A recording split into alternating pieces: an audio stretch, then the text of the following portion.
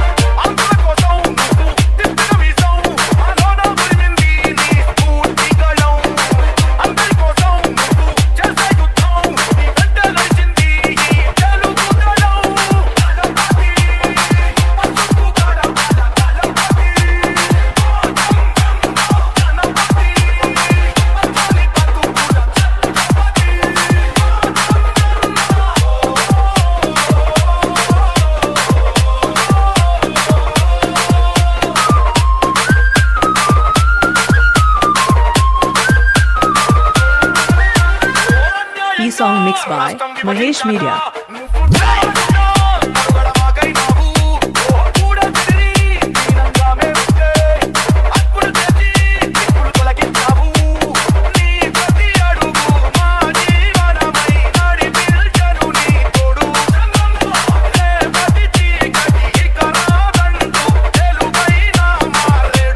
నాయుడు గారు గెలిచినందుకు మాకు చాలా ఆనందంగా ఉంది. ఇంకా చాలా ప్రశాంతంగా ఉంటుంది దేశము. దామచంద్ర జనార్దన్ గారు కూడా ఇంకా మమ్మల్ని చాలా అభివృద్ధి చేస్తాడు. చాలా బాగుంటాము. మేము చూసాము, ఇప్పుడు ఇంకా అనుభవిస్తాము. నువ్వు పొద్దుగూలు అడుగుతున్నావు, ఏం చేసామమ్మా, మీ ఆడవాళ్ళకి ఏం చేశానమ్మా అని అవమానించావన్నా మమ్మల్ని. మేము ఇంట్లో కూర్చొని వంట చేసుకుంటా కూర్చుంటాం అనుకుంటున్నారేమో. టీవీ మేము చూస్తామన్నా, మేము చూసాము, మేము విన్నామన్నా. జనార్దన ఒంగోలు అభివృద్ధి పరచడానికి వచ్చాడు. జనార్దన కోసం మేము మొక్కుకున్నాము, ఒల్లూరు పాదయాత్ర చేస్తున్నాము. ఎంతో ఒంగోలు అభివృద్ధి పరుస్తాడని. నా పేరు కొట్టారి అంజన. జనార్దన, నా పేరు కుమారి. ఆయన అభివృద్ధిలోకి ఆయన వచ్చినాక కాలువలు కానీ, మంచి కానీ, రోడ్లు కానీ అన్నీ అభివృద్ధిలోకి వచ్చినాయి. ఇంకా వస్తాయని మేము కోరుకుంటున్నాము. చల్లగా ఉండాలి ఆయన. మంచి రాజకీయం వచ్చిందని మేము చాలా హ్యాపీగా ఫీల్ అవుతున్నాం. మాకు జనార్దన్, చంద్రబాబు నాయుడు మాకు చాలా చాలా హ్యాపీగా ఉంది. మాకు అదే బాగా హ్యాపీ కావాలి. అది ఇంకా బాగా అభివృద్ధి కావాలా. మాకు చెప్పేంత ఆనందంగా ఉంది. జనార్దన్ గారు, చంద్రబాబు, జై చంద్రబాబు, జై జనార్దన్. ఒంగోలు, గోపాల్ నగరం, మహేంద్ర నగర్ చెందిన కొంతమంది గృహిణులు ఎటువంటి రాజకీయాలకు సంబంధం లేకుండా వాళ్ళ ఇంట్లో వాళ్ళ పని వాళ్ళు చేసుకుంటూ బతికేవాళ్ళు. వాళ్ళు ఈ రాష్ట్రం సుభిక్షంగా ఉండాలి, ఈ రాష్ట్రంలో అభివృద్ధి చెందాలా, వాళ్ళ పిల్లల భవిష్యత్తు, ఈ రాష్ట్ర ప్రజల భవిష్యత్తు బాగుండాలని చెప్పి సంకల్పంతో, అలాగే ఒంగోలు నగరం అభివృద్ధి చెందాలంటే, ఒంగోలు నగరంలో ప్రశాంతంగా జీవనం సాగించాలంటే మన ప్రీతమ నాయకులు నారా చంద్రబాబు నాయుడు ముఖ్యమంత్రి కావాలని చెప్పని ఒంగోలు వాళ్ళు ఉండే స్థానిక గోపాల్ నగరం, మహేంద్ర నగర్ నుండి ఒల్లూరమ్మ గుడి దాకా పాదయాత్రగా వాళ్ళు నిర్ణయం తీసుకొని వాళ్ళు వస్తూ ఉన్నారు. మేము మధ్యలో దారిలో కలిసి వాళ్ళని అడిగితే వాళ్ళు ఇట్లా మేము మొక్కున్నామయ్యా, మేము జనార్దన్ గారు ఎమ్మెల్యే కావాలి, నారా చంద్రబాబు నాయుడు గారు ముఖ్యమంత్రి కావాలని చెప్పి కోరుకొని మేమే స్వచ్ఛందంగా పాదయాత్ర చేస్తున్నాము, అక్కడికి వెళ్ళేసి మొక్కులు చెల్లించడానికి వెళ్తున్నామని చెప్పన్నారు. నిజంగా ఇలాంటి మార్పు, ఇలాంటి సాధారణ మహిళలు గృహిణుల్లో ఉండబట్టే ఈ రోజున చంద్రబాబు నాయుడు గారు ఇంత మెజార్టీతో గెలిచాడు, ఇన్ని సీట్లు సాధించాడు. అలాగే దామచర్ల జనార్దన్ గారి పట్ల వీళ్ళకి అకుంఠితమైన విశ్వాసంతో ఆయన్ని మళ్ళీ దాదాపు 34,000 కొంత మెజార్టీతో ఎప్పుడు లేని కనివిన రీతిగా వీళ్ళు ఇచ్చారంటే ఇలాంటి వాళ్ళందరూ ఉండబట్టి ఇలాంటి మహిళలందరికీ ధన్యవాదాలు. ప్రభుత్వ పాఠశాల వ్యవస్థను విచ్ఛిన్నం చేసిన జీవో నెంబర్ 117ను నూతన ప్రభుత్వం రద్దు చేయాలని యూటీఎఫ్ రాష్ట్ర ప్రధాన కార్యదర్శి కేఎస్ఎస్ ప్రసాద్ డిమాండ్ చేశారు. స్థానిక యూనియన్ కార్యాలయంలో ఓవి వీరారెడ్డి అధ్యక్షతన జరిగిన మధ్యంతర కౌన్సిల్ సమావేశంలో ఆయన ముఖ్య అతిథిగా హాజరై మాట్లాడారు. 6 రకాల పాఠశాల విధానాన్ని రద్దు చేయాల్సిన అవసరం ఉందన్నారు. ఈ జీవో వల్ల పాఠశాల మూతపడటంతో పాటు ఉపాధ్యాయ పోస్టులు తగ్గిపోతున్నాయన్నారు. విద్యారంగం బాగుపడాలంటే ఉపాధ్యాయులు అదనంగా 1 గంట పనిచేయాలన్నారు. ఒకే తరహా సిలబస్ను ప్రవేశపెట్టాలని కోరారు. పోస్టులు భర్తీ చేసి ప్రతి తరగతికి 1 ఉపాధ్యాయుని నియమించాలన్నారు. రాష్ట్ర గౌరవ అధ్యక్షులు కె శ్రీనివాసరావు మాట్లాడుతూ యూనియన్ స్వర్ణోత్సవాల సందర్భంగా జరుగుతున్న మధ్యంతర కౌన్సిల్ సభ ద్వారా టీడీపీ కూటమి ప్రభుత్వానికి శుభాకాంక్షలు తెలిపారు. పాఠశాల విలీనం రద్దు చేసి 11వ పీఆర్సీ బకాయిలను వెంటనే చెల్లించాలని తీర్మానాలు చేశారు. ఈ సభలో జిల్లా గౌరవ అధ్యక్షులు రవి, జేవీవి రాష్ట్ర ప్రధాన కార్యదర్శి రామారావు, షేక్ అబ్దుల్లా, ఉమామహేశ్వరి తదితరులు పాల్గొన్నారు.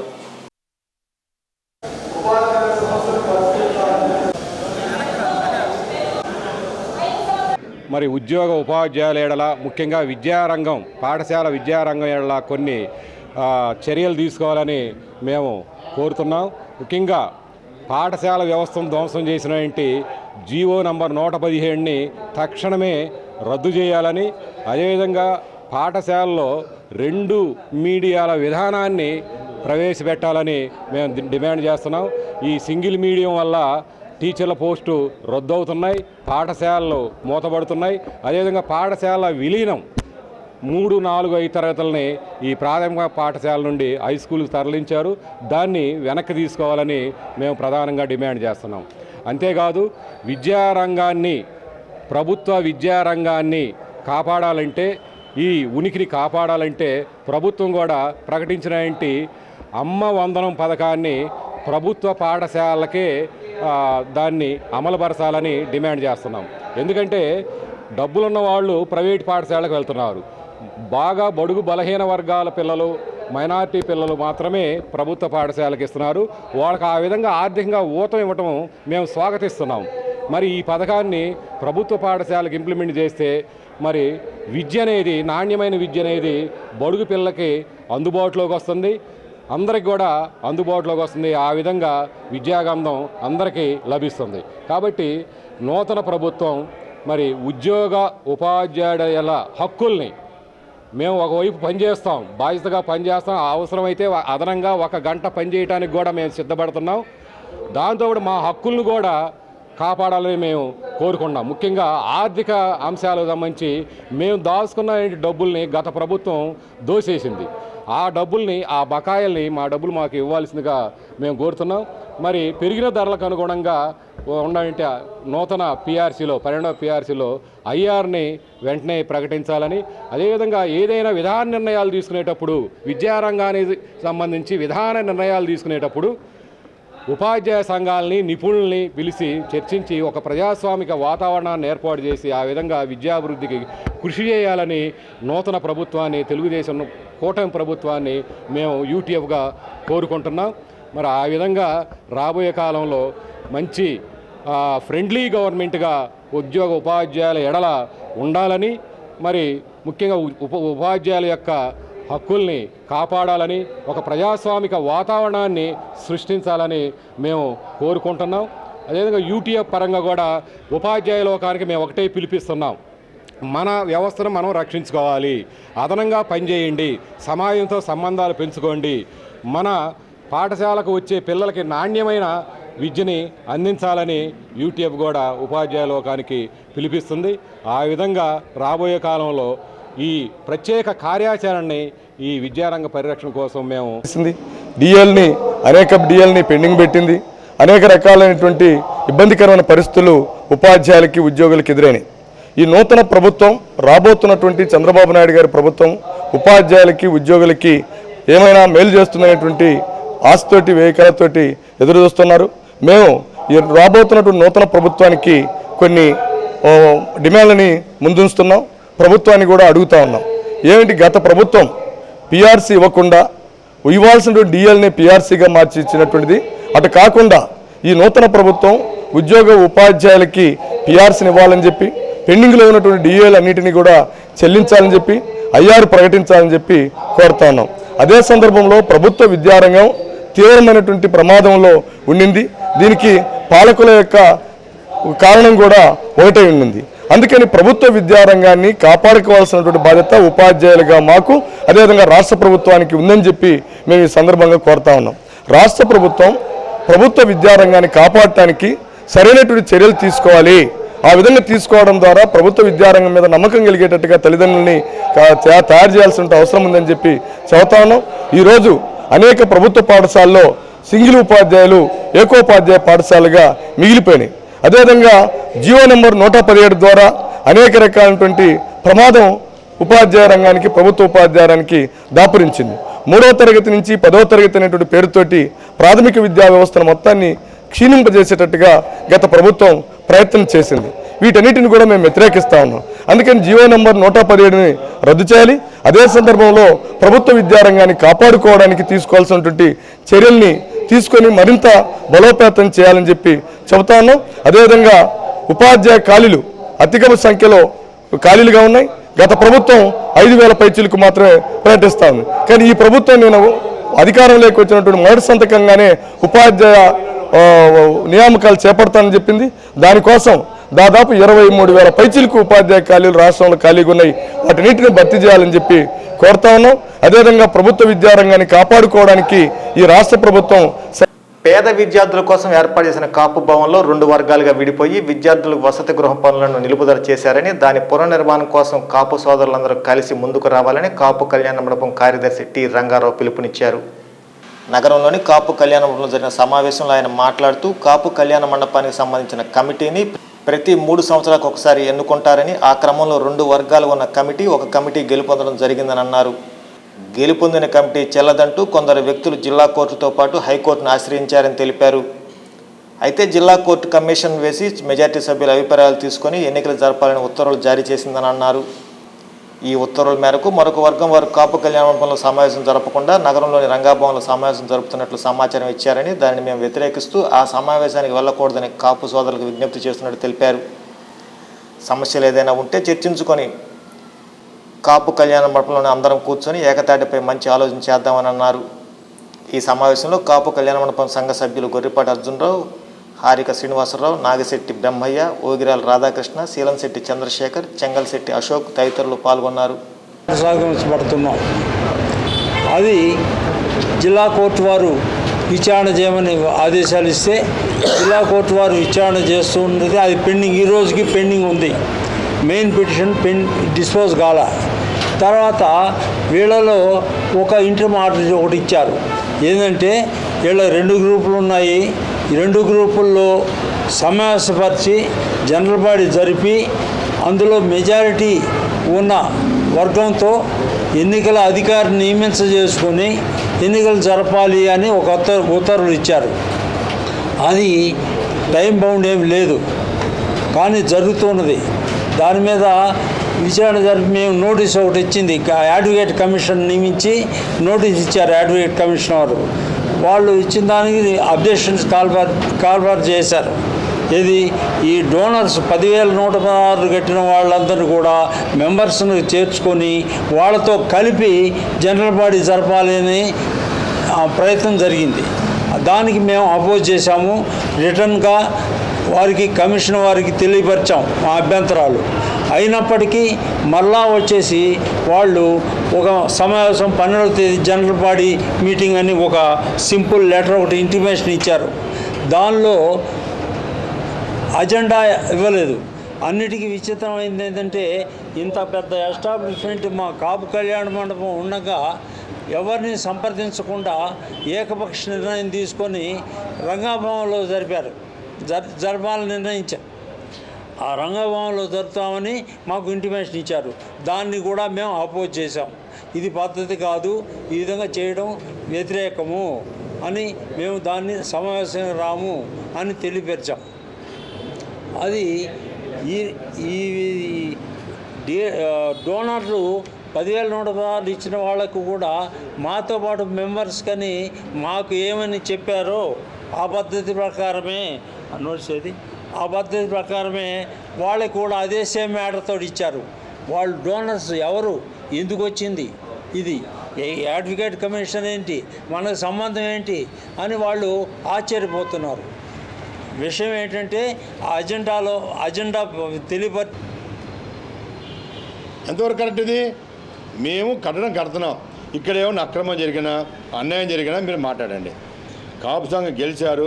రంగారావు గారు ఆయన ఎంఆర్ఓ, వైసీ బ్రహ్మయ్య ఈయన ఎంత ఆస్తి పోగొట్టుకున్నాడు ఒంగోలులో, ఆయన చలమయ్య సెక్రటరీ, వీళ్ళందరే ఉన్నా ఒంగోలు పబ్లిక్ ఫిగర్లు కాదా, మేం కాదా? మీకెన్నీళ్ళు ఉన్నా మాకెన్ని చూసుకుందాం రాండి. ఇప్పుడు మన దాకా నేను ఛాలెంజ్ చేయాలి, చూసుకుందాం రాండి, మేము చూసుకుందాం. మిమ్మల్ని అందరినీ రేపులో సిట్లో కానీ ఇరికిపోతే నేననేవాడిని రాసుకొని చెప్తున్నా, సిట్లు ఇరికిస్తా మిమ్మల్ని. మొత్తం ఆస్తులకి మున్సిపాలిటీ వాళ్ళని మీరు కబ్జాలు చేయించి మీరు కాపుసం మీద పంపిస్తారా? ఎంతవరకు జరిగింది ఇది? ఎన్నికలు జరిగినాయి, 2 సంవత్సరాలు ఎన్నికల పార్టీ ఉండుద్ది. మీరు మొత్తాన్ని పని చేయండి, పని చేయకుండా ఆపేసి కట్టడం ఆపేసి చేస్తారా? కాపు సంఘం రోడ్డు మీద వేస్తారా? ఓకే, మీరు ఇప్పుడు మీకు ఛాలెంజ్ చేస్తున్నా, మీరు న్యాయస్థానాన్ని ఎప్పుడు గౌరవిస్తాం. ఇక్కడ మొత్తం న్యాయస్థానాన్ని గౌరవించేవాళ్ళే, అవునా కదా? ఎవ్వరు అబ్జెక్షన్ చేయం. న్యాయ వ్యవస్థలో కూడా చిన్న చిన్న లోపాలు జరిగినా కూడా మీకు చెప్తున్నా, నిన్నదాకా మొత్తం అందరూ ఇప్పుడు ఎవరు పిలిచిపెట్టారో అందరూ బాలేని శ్రీనివాస అనుకున్న వాళ్ళే, మేము తప్ప రాసుకోండి. ఇక చలమయ్య గారు ఉన్నారు, పోలీస్ అధికారిగా తోటపల్లి వెంకటరంగారావు గారు ఉన్నారు. ఒక సిస్టమ్ తీసుకొస్తే బాగుంటుంది. ఎలక్షన్ 3 ఏళ్ళకు ఒకసారి ఎలక్షన్ జరిపి కొత్త బాడీని ఎన్నుకుంటూ ఉంటే బాగుంటుంది అనే ఒక ఆలోచన మీద ఎలక్షన్కి మనం నోటిఫికేషన్ ఇవ్వటం. అందరూ మొత్తం 42 మంది సభ్యులు, 42 మంది ఓటర్లు ఉన్నారు దీంట్లో, ఈ బాడీలో. 42 మందిలో ఎలక్షన్ చేసుకుంటే బాగుంటుందని వచ్చేసి 2 వర్గాలుగా ఏర్పడ్డారు. అవతల వర్గం నిలబడ్డాం, యువతల వర్గం నిలబడ్డాం, అందరు నిలబడ్డారు. ఓకే, గెలిచాం.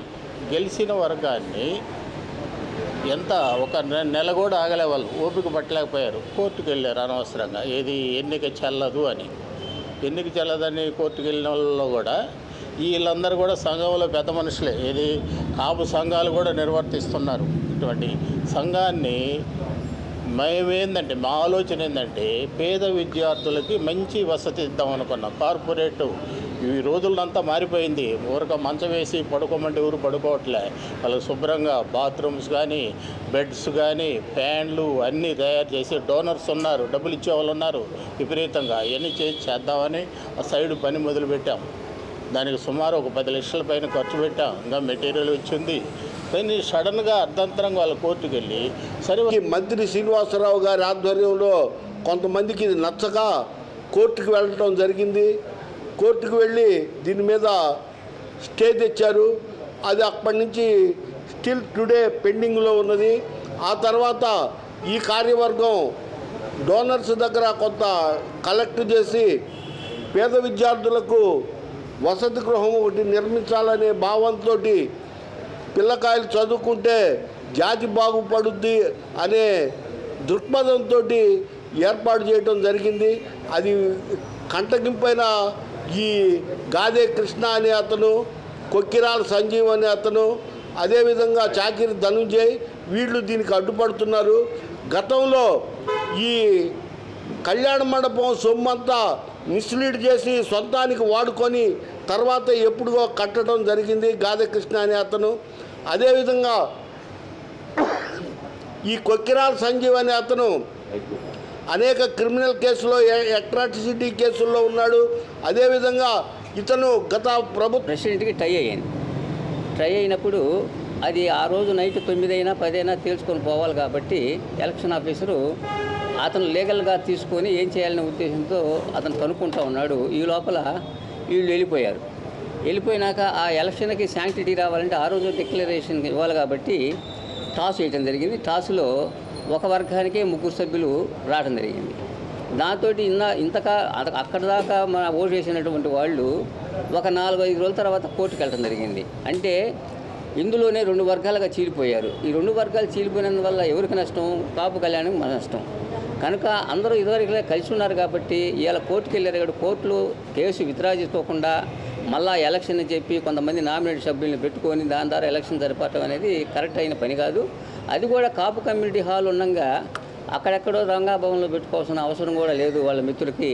కనుక రేపు ఆ సమావేశాన్ని మేమందరం కూడా బాయ్కట్ చేయాలనుకుంటున్నాం. ఎందుకంటే మేము కూడా జనరల్ బాడీ మీటింగ్లో చెప్పాం, కొంతమందికి ఎవరైతే డోనర్స్ ఉన్నారో వాళ్ళకు కూడా మెంబర్షిప్ ఇవ్వాలనుకున్నారు, ఆ విధంగానే ఇద్దామని తీర్మానం చేసాం. ఈ లోపలే వాళ్ళు త్వరగా వాళ్ళ నాన్నగారు చనిపోయిన తర్వాత వాళ్ళ నాన్నగారి పేరు ఉన్న గౌరవంతో మేము నియమించాం.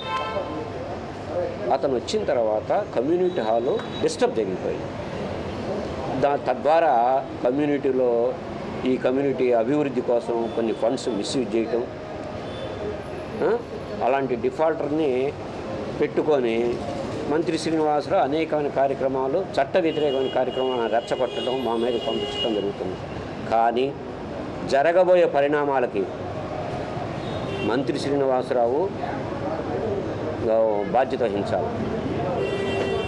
అంతే తప్ప ఏదైనా ఉంటే సమాజంలో పెద్దవాళ్ళు ఉన్నారు, నలుగురు కూర్చోండి, సమాజానికి ఏది మంచిదో మంచిగా మాట్లాడండి. ఇప్పుడు జరుగుతున్నటువంటి అభివృద్ధి, ఈ అభివృద్ధిని అడ్డుకునే హక్కు ఎవరికి లేదు. ఇది మన ఇల్లు కాదు, ఇది జాతి సంపద. మీకు చేతనైనంత వరకు ప్రతివాడు ఒక చిన్న సహాయం చేయటం, ఆ సహాయం ద్వారా మనం అనుకున్న నిర్మాణం చెయ్యాలి. కానీ నిర్మాణాన్ని ఆపే హక్కు వాళ్ళకి ఎవరికి లేదు. ఈ నిర్మాణాన్ని ఆపిన వ్యక్తుల్లో గాదే కృష్ణ, చాకిరి ధనంజయి, కొక్కిరాల సంజీవు, వీళ్ళెవరు? ఈ వార్తంతో సమాప్తం. నమస్కారం. గుండె సంరక్షణ కోసం మరింత జాగ్రత్త తీసుకోవడం అవసరం. ప్రకాశం, నెల్లూరు, కర్నూలు జిల్లాల్లో తొలిసారిగా ఆస్టర్ రమేష్ హాస్పిటల్స్ ఒంగోలులో అత్యాధునిక 160 స్లైడ్స్ UCT 780 స్కానర్ అందుబాటులోకి తెచ్చాయి. Computerised tomography, coronary angiography, CTCA దీనివల్ల సాధ్యమవుతుంది. CTCA పరీక్ష వల్ల గుండెకు రక్త సరఫరా చేసే కరోనరీ ఆర్టరీస్ కి జబ్బు చేసిందేమో తెలుసుకోవచ్చు. గుండెపోటు వస్తుందన్న దానికి అదే తొలి హెచ్చరిక. ఇతర పరీక్షలతో పోలిస్తే ఈ ఆధునిక పరీక్ష వల్ల ఎన్నో ఉపయోగాలున్నాయి. అసలు సమస్యని కరెక్ట్గా తెలుసుకుని తగిన వైద్యం చేసే వీలుంటుంది.